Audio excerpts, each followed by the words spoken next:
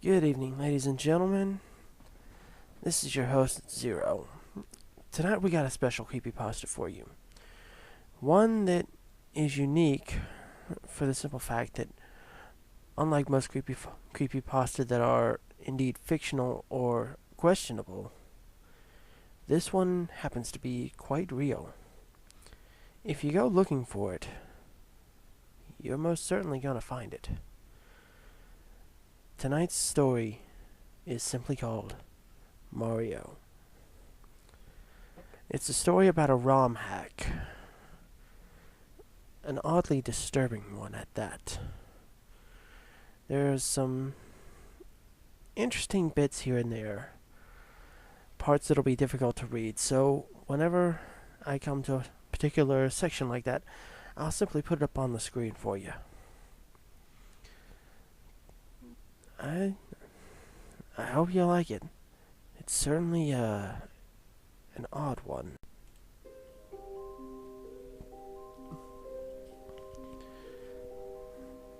Please note, this is a true story and sums up what was going through my mind as I was playing this. And I had no idea I was about to be bullshitted the way I was when I played this, and I can say it is by far the creepiest hack I've played. If you were on IRC, you would have heard me talking about it as well. But anyways, it's late at night and I don't have a lot of time. And I need to get to sleep, so this is all I have time for. So it all happened on tonight of all nights. I was bored, obviously contemplating what I thought I could do to waste time as I chatted with people in the SMWC. We had good times and shared a few laughs together. Out of boredom, I decided to patrol the hacks waiting to be moderated section. Seems that we had quite a bit. 33 if I recall correctly. The first few hacks I saw when I sorted them by date were a couple really horrible ones with bad screenshots to boot. And naturally showed these hacks to the Centralites currently on SMWC. We were laughing at how bad some of them were. But then I got to a hack called Mario. Just that. Nothing more, nothing less.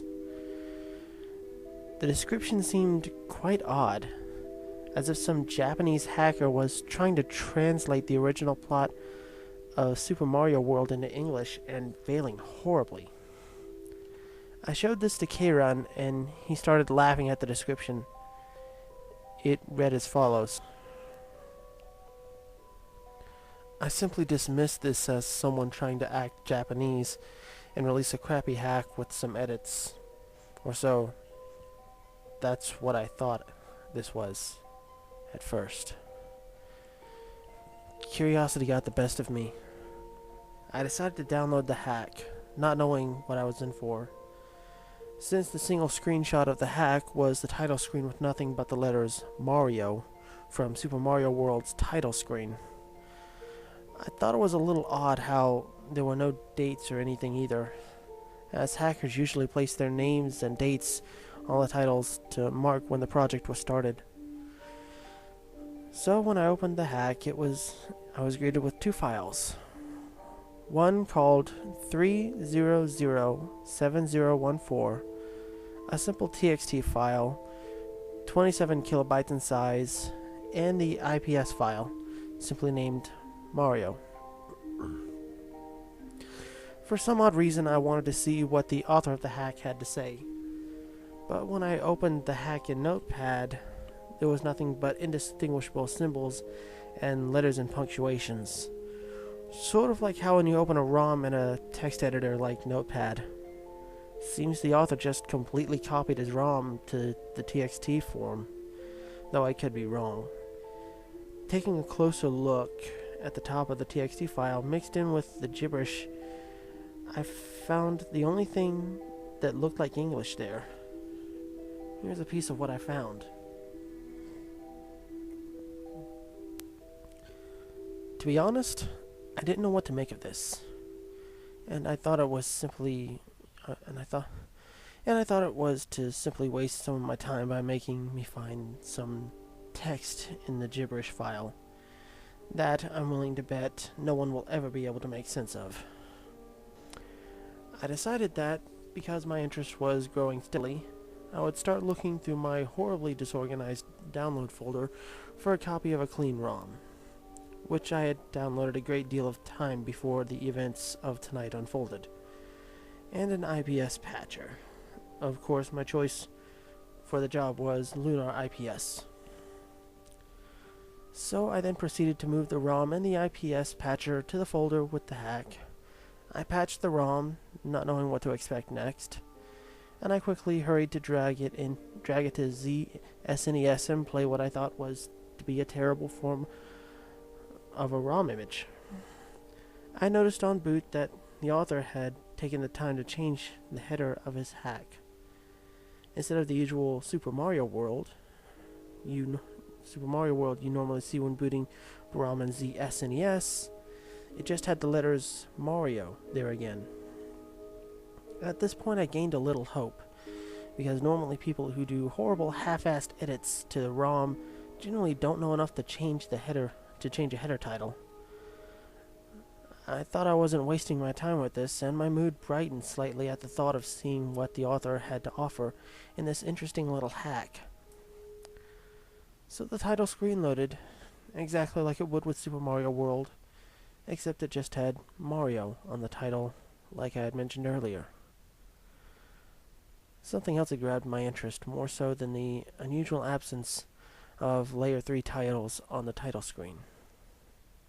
Mario's normal, bright-colored and happy palette seemed, how can I put it, dull. What was once violent like red now seemed like gray with a slight red tint to it. And I'm fairly sure his pants were looking more gray than blue too.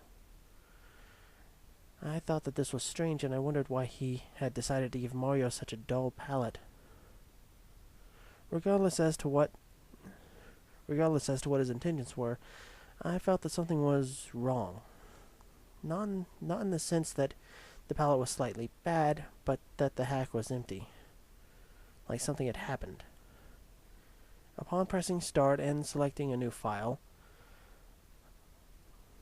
like a lot of the other countless Mario hacks I've played in the past, there was some sort of intro screen that basically described the entirety of the plot in a short paragraph, just small enough to fit into a small black box.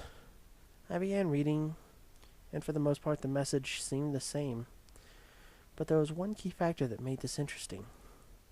Apparently the main antagonist of this hack wasn't Bowser at all. It was Mario. The message read as follows.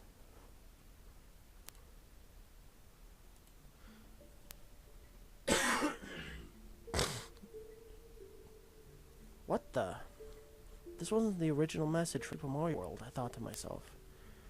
Normally I wouldn't think anything of this, seeing as how over my nearly 2 years at SMW Central, I've played countless hacks and have seen many different intro messages. But this one really stuck out. At this point, I definitely knew there was something odd about this hack. Upon letting the intro level music play, I pressed the start button on my controller to finally get to the overworld and begin my journey into this unknown hack. Upon entering the overworld, everything seemed normal. Same old level paths, same old music, but the level names were different. Instead of Yoshi's house, like it had always been every time I've ever played Super Mario World, it now simply said Yoshi's. The house part was gone. I thought that this was strange, and I began to lose hope in the hack because it had seemed like barely anything had changed at all from the original. I was hoping to see something new. Well, unluckily for me, I got my wish. And as you'll see, I decided to enter the level out of curiosity. When I entered, the whole house that's normally there was gone. No more smoke, no more fire, no more little birdies, no more treehouse. All that was left was the message box. I decided to hit it. Upon opening, the message I expected to be there was replaced with what seemed to be binary. Apparently, it says Notepad. At this point, I was on IRC telling everyone about how the hack was starting to weird me out, which in itself yielded some sarcastic responses. But hey, I expected it. Anyways, after this, my int level in the hack skyrocketed, and along with it, my paranoia. Oh boy, was I in for a fun surprise. So I decided to head left. Upon reaching what was before known as Yoshi's Island 1, the level was now labeled Never Come Back.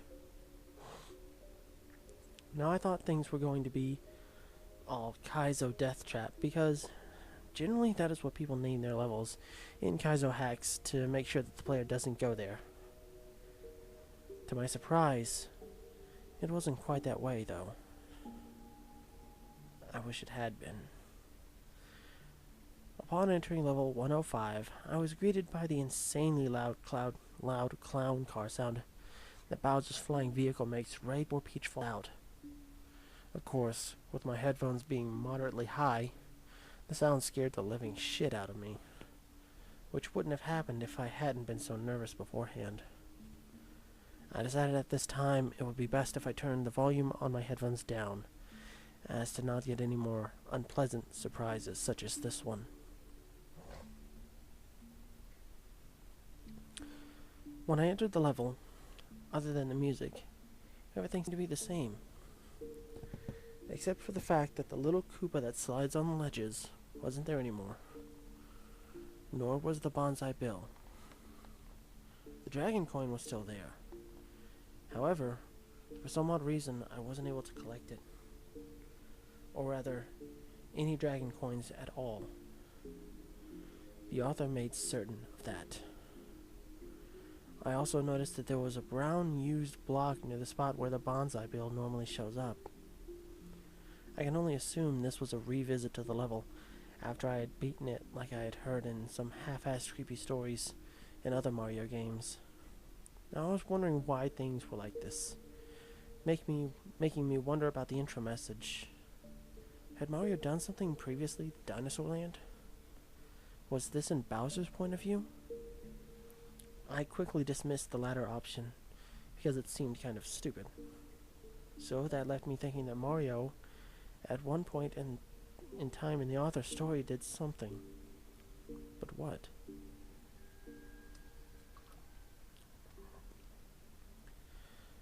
What did Mario do? My mind was nothing but rushing thoughts at this point. However, I quickly dismissed them and ventured further into the level, only to find that all blocks had basically been hit. Coins had been collected, save Dragon Coins. Those were still there and unobtainable. That there were no enemies, and that I could no longer go down pipes. What kind of bullshit am I playing here? I kept thinking to myself. At this point, I felt uncomfortable. I decided to keep venturing. Eventually, I came across a message block, which I wasn't surprised was still in the level. Being the idiot that I am, I went and hit the box.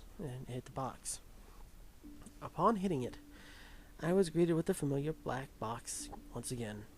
The message was edited, obviously, as I had figured that this was a given at this point. It reads as follows. Now, I thought things were starting to get the vibe that the author was a twisted and warped individual, and that I was right about Mario having done something. At this point, I was basically rushing to get to the end of the level, so I scurried by, and then I came across another message box. However, this one was just a blank box with point of advice at the top with nothing else in it. I quickly disregarded it and headed off further to the right, hoping to free myself of the hell that was once level 105. Upon reaching the end, I saw a fire flower in the top block where the four-way block intersection used to be. However, it was too high for me to reach by normal means, so I just continued onward, like the blind, curious idiot I am would do. So I finally beat the level, and as the usual path to the Yellow Switch Palace was on, So I finally beat the level, and as usual, the path to the Yellow Switch Palace was unlocked. I decided to head up the path that normally leads to the Yellow Switch Palace, and I found that when I entered the main overworld, every other landmass and decoration besides the ghost from the Ghost Palace and Yoshi's Island itself were gone. Nothing really changed at the Yellow Switch Palace except for the Switch message. All that changed was that Switch Palace was changed to Mario World. Boring. Anyways, just when I thought I was done with this abomination that called itself a hack, I found that Yoshi's Island 2 had also been edited. Oh joy, I thought to myself. Upon reaching Yoshi's Island 2, I found that it had been named to Yoshi's House, the original name of level 104. I decided to enter and found that the palette of the level had been changed along with the background. It seemed to have been changed to the same palette as Yoshi's Island 3. You know, the greenish tan and such. Except the background was pushed down some and was now a rotting brown color. And the vegetation on the foreground was now no longer present. I decided to explore the level a bit and came across the Trail of Koopas that countless players have used a shell to rack free one-ups with. I decided to explore the level a bit and came across the Trail of Koopas that countless players have used a shell to rack up free one-ups with. I decided to ignore them and go see if any more of the level was changed. I eventually came across the question mark that holds Yoshi and decided to free him. Upon freeing him, I got this message.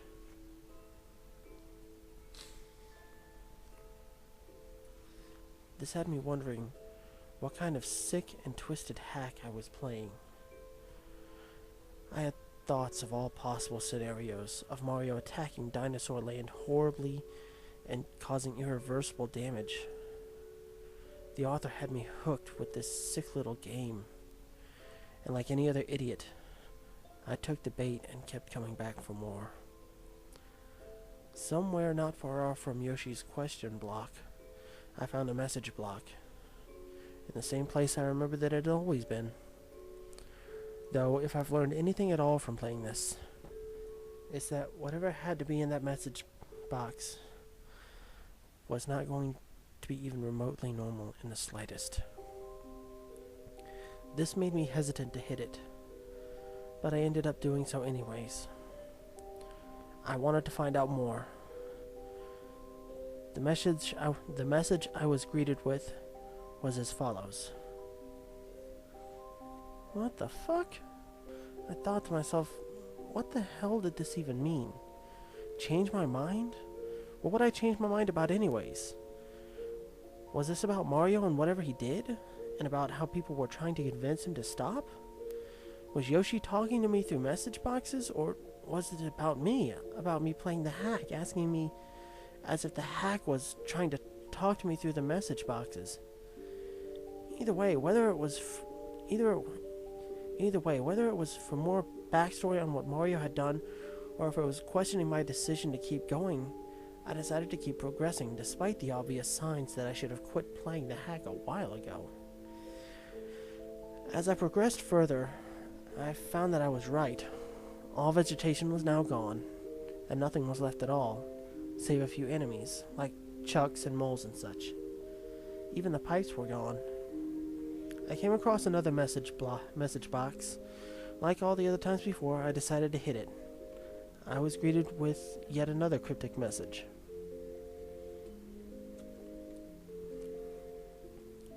The selfish way out. What the hell? Was he calling me selfish for continuing to play the hack despite the warnings? Had Mario made some kind of selfish decision that only benefited himself? Was Yoshi still trying to talk to me? What the hell was this guy trying to tell me? At this point, I was creeped out to the point that I started shaking slightly. A mix of anticipation, fear, and the fact that my room was terribly cold last night. I closed the message box and once again proceeded further. The area with the moles seemed the same, except for the fact that the block next to the vine block was gone, along with the happy clouds and dragon coin the vine allowed access to. This made me feel gloomy, to say the least. Not so much frightened as I was depressed. It's a feeling I couldn't really explain well. From this point on, it was basically just a big empty stretch of land to the end of the level. I proceeded quickly. I wanted to get the fuck out of there, as I felt that I spent enough time looking around. So me and Yoshi, I still had him at the time, opened up the next path on the overworld. It too was changed. What was once Yoshi's Island 3 now read as Yoshi's Island 7. Memories of Super Babida World flooded my mind. How the levels would take giant leaps in number order, which made it seem ridiculous. Though at this time I didn't quite find it as humorous, due to common sense and other obvious reasons explained earlier. I entered the level. As I entered, I was welcomed by a solid black background and a blue and gray colored floor. The place seemed frozen, lifeless and barren. There was nothing in the level at all, save the goal point. Just a clear stretch of land with nothing else at all. I quickly lost interest and finished the level. This was what seemed like the most empty and creepy level in the game. Though as you'll read on, it gets far worse.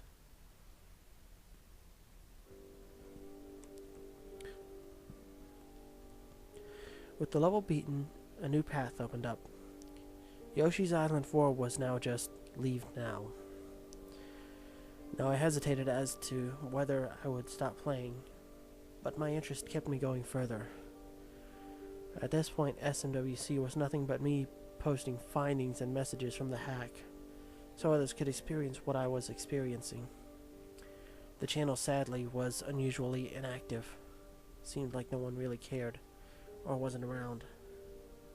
I felt alone. I proceeded into the level. For the most part, everything seemed the same, save for the fact that there was now no water at all to keep me from falling in pits without using Yoshi as a sacrifice. The level was also void of enemies as well. Whenever I got to an area that seemed too far for me to jump, I found that I could just walk right across on the air, thus getting rid of the need to use Yoshi as a sacrifice. It's apparent that the hack wanted me to keep him. I could tell that much. I was able to get to the pipe that usually leads to the exit level. I went in and found that the room was exactly the same. Everything in the right place and nothing edited, or so I thought.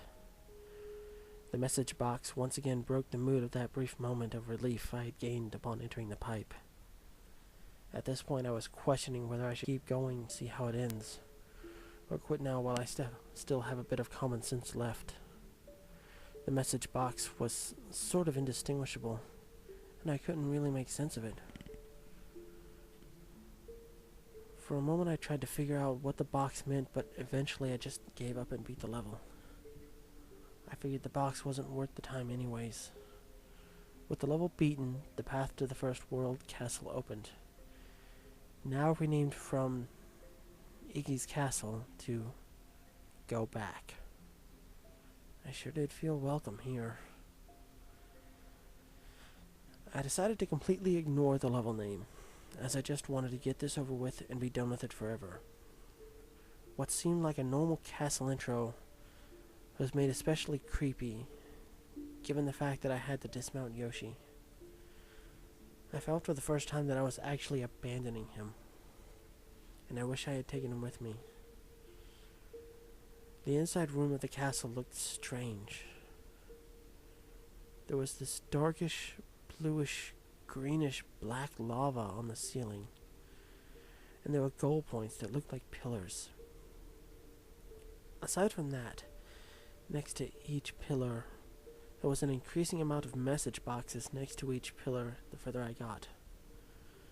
The room was basically just a big hallway with no enemies or anything of the sort.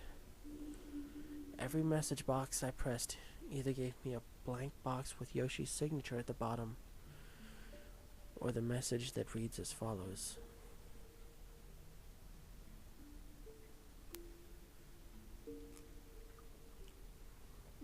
Another cryptic message. Though at this point I wasn't surprised. Not in the slightest.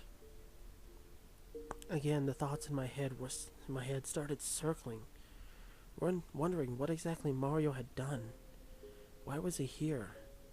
And why everything seemed to hate everything about him and wanted him gone forever. I was feeling more depressed than scared at this point, to be honest, and I had no idea what to expect next.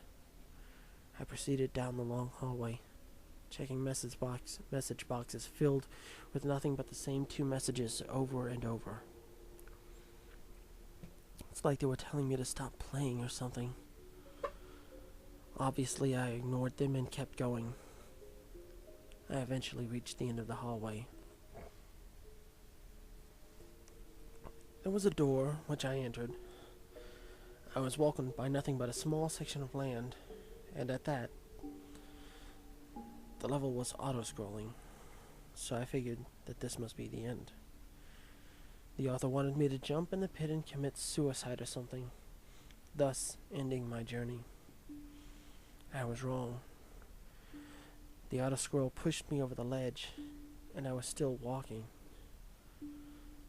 Unfortunately, the whole level was nothing but a long stretch of invisible land to another small piece of land just big enough for a boss door to fit. The auto-scroll came to a stop, and I prepared for the worst. I gathered my composure, swallowed some of the spit in my mouth, and took a deep breath. I entered. Nothing but a normal Iggy boss. I felt cheated in a way, though. I was happy to think it was finally over. I defeated Iggy with 2 jumps effortlessly, which was actually the quickest I'd ever beaten him before. After he fell in the lava, the course clear message popped up as usual. It ended and I was brought to the rescue egg scene. Though, instead of the usual message, I was shown something disturbing and vastly different. Like a profile for the scene of a crime. It was as follows.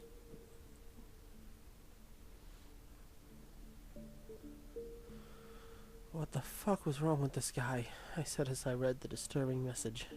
I mean, it was a hack, but still. Who the hell was the victim? Why were her eyeballs gouged out, and just what could have made those unidentifiable fingerprints that were found on her body? Was this Mario's doing? Is that what the author was trying to tell me? And furthermore, was the girl Princess Toadstool? It took me a while to see if I read the message correctly. Then I proceeded outwards, though I was wondering what happened next, since the main map was completely gone and there was no trace of it anywhere. To my surprise, it still showed the path marked for Donut Plains. The event tile still being there, marking the path to the lone level on the giant map that was once the main world. It was still called Donut Plains 1. I thought we were finally done once more.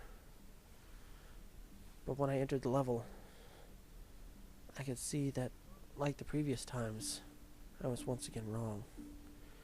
Upon entering, I saw 2 message boxes. They read as follows. I found it quite strange that both message boxes were contradicting each other. One was telling me that there was no way out of this accursed hell. The other was telling me that if I could fly away, I could be free. Though I saw no feather or enemies to grab one with. Was this telling me that I could either rise up and go to heaven or stay in hell forever, wallowing in despair? Did I need a cave to proceed? And what happened after this? Is the whole game like this? I began to create more thoughts in my head, trying to figure the message boxes out, but to no avail. I proceeded to walk to the right. I made a jump, but I found that I was stuck in the area. It was an invisible wall, and I had thought I'd hit a dead end. When I landed, I tried moving right again to see if there was any way to go on.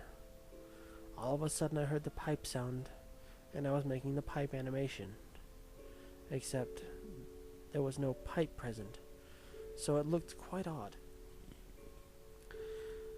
I was then taken to a level with a black background, stone blocks for ground, and a small door.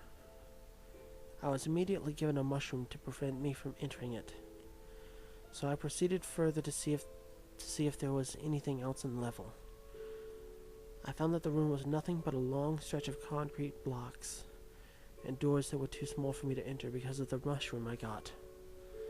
It's obvious that the author didn't want me going through any of them, or I wouldn't have gotten the mushroom in the first place. As I proceeded, I found myself at a dead end. Since there was nothing left for me to look at, I tried to go right again. It worked. I went through the brick wall. It acted like a pipe, and I did the pipe animation that looked like I was going into the darkness. I was then taken to a small room with what seemed like a pit and a wall. I jumped down the pit, seeing as how there was no other option, though I found that the bottom of the pit was solid. I tried pressing down in a bunch of areas until I came across a pipe. Mario slowly did the pipe transition downwards off the screen. Expecting another level, I waited. But there was no more. Just a black screen. I was unable to continue. Unable to pause or exit the level or move. There was nothing. Nothing at all. This was the video game representation of death. A crash. Mario had died. After playing, I think I finally understand what was happening.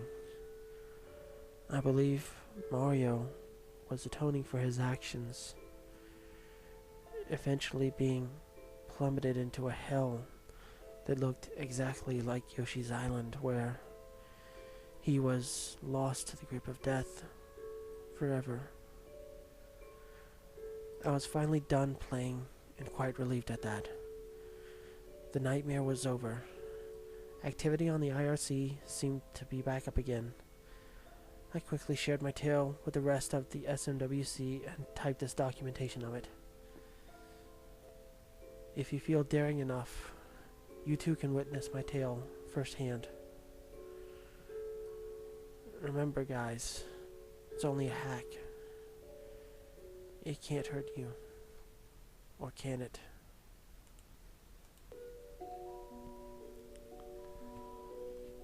Well, now, that was quite interesting, I'll say. But we're not quite done yet. This hack, the first of its kind to hit SMW Central, of course, gained a lot of attention. Even the site's founder and administrator, Karen, who then immediately recognized the TXT file. Even the site's founder and administrator, Karen, who then immediately recognized the TXT file that Adam mistook for an SMC ROM image, converted into TXT as a JPEG file due to its header. He tried manually converting it back into JPEG, but the results were barely viewable. He only recognized part of the very top. He then continued searching Google for images with his attempts for resolution. 327 by 277, and the second result struck him as relevant. You can find Kieran's post. His original attempt only displays a broken image now. This hack's novelty on SMW Central wore off, however, and it was removed from the hack's database after being accepted for being the first of its kind, a creepypasta hack. Another post was by Wizard of Wizessential, who posted the same day 2 hours later. He unscrambled the corrupted image for about an hour and found the most disturbing image yet. He explained that it was a human face, except without a nose. It had 2 breathing holes, but its pupils were just vertical slits, like a snake. The eye, however, was morphed into a look of rage, the eyebrows slanting down. It had the most evil smile he had ever seen. It curved up its face almost to the eyes. It had a mouth of very thin razor-sharp teeth and had no hair. His picture auto-saved and turned the resolution into 666 by 666 pixels, and saved into being his desktop. He noticed he was biting his nails for quite a while, and his right hand was covered in blood. The end of the post is a very messy text, meaning he possibly passed out. You can find the original post. I'll be placing some of the links in the